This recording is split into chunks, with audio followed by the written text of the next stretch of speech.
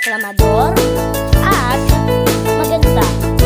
Isang araw, si Aling Rosa ay nagkasakit.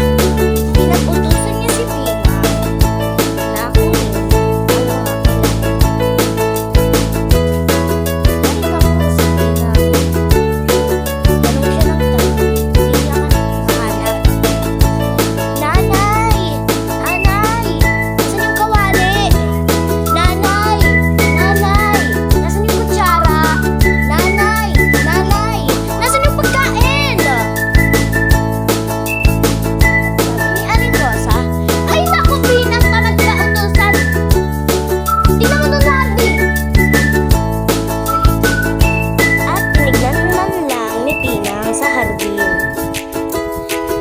Isang hapon, nung naluto na yung lugaw, kinain ito ni Aling Rosa.